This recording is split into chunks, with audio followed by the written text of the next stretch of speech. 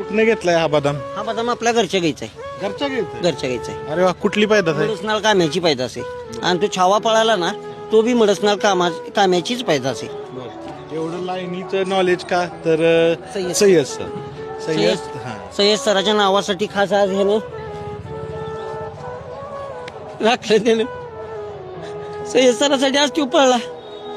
आपल्या पुरीच्या नावानं कुमारी तस्मिया जमीर सय्यद, मधवापूरवाडी आणि शाहरुख भाईचे काळीज आणि सचिन कोळेकर, ह्या दोन माणसांचं व्यक्तिमत्व एखाद्या भावाचं कड कमी असेल, ही दोन माणसं इतकी वाघासारखी उभी राहतात की महाराष्ट्राच्या पाठीवर भाऊ भावाला होणार नाही.